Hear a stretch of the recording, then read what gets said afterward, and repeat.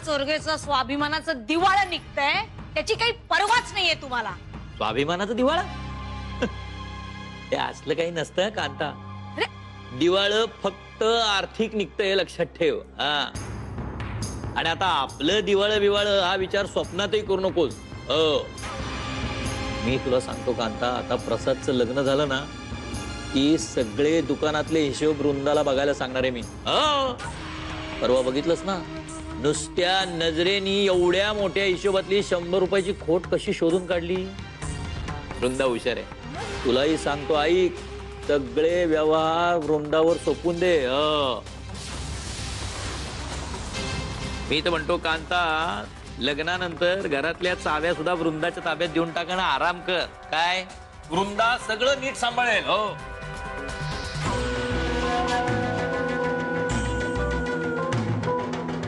वृंदात काय झाला? गपगप असतात. मीही बघतोय काकू, वृंदाताई घरी गप्प गप्पच असते. जेव्हा चंदनाताईचं लग्न ठरलं होतं तेव्हा जेवढी खुश होती तेवढी खुश आता नाहीये. याचा अर्थ एकच आहे की वृंदाताईलाही त्या डंबो बरोबर लग्न करण्यात काही इंटरेस्ट नाहीये. मला तरी वाटतं वृंदाताईचं लग्न फक्त आणि फक्त हरीश दादा बरोबरच व्हायला पाहिजे. मी त्याला सांगतो. केदार गपराव, मी बोलतोय तिच्याशी, तू बोला नको. हा, कळला मा?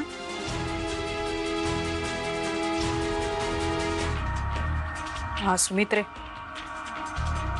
तू सांगितलेला मार्ग मला पटायला लागलाय ग.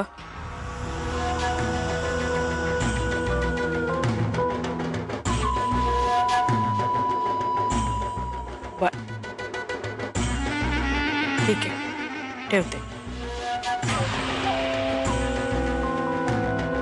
माका माहिती आहे तुझं लगीन 2 दिवसारीला आता. काकू, लग्नाबद्दल काही बोलायचं असेल ना तर प्लीज आईशी बोला.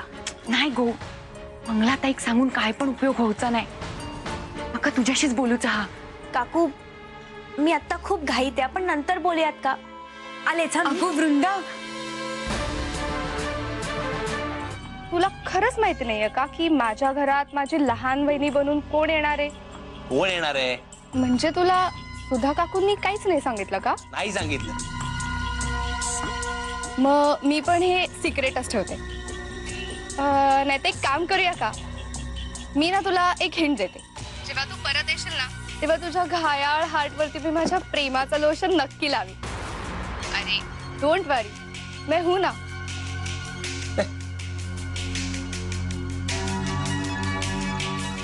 आई फालतू बडबडते.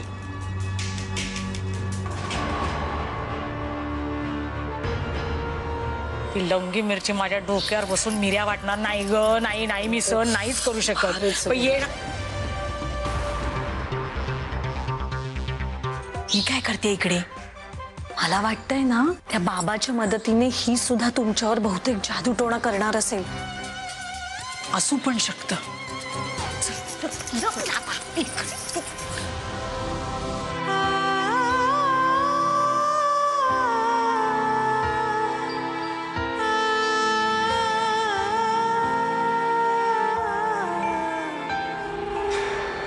खरं तर मायनस आणि चंदनाताईचंच लग्न ठरलेलं होतं. ती लहानपणापासून एकमेकांवर प्रेमही होतं त्यांचं. पण आता मायनसच्या आयुष्यात मी ताईची जागा घेणं हे पाप नाही का टळणार?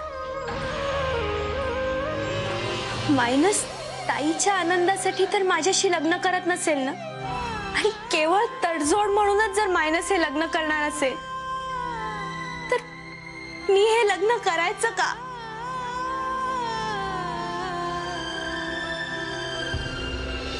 सांग ना देवा, तूच सांग मला, कारण मला काहीच कळत नाही आता. तेव्हा प्लीज मला शक्ती दे, प्लीज शक्ती दे मला.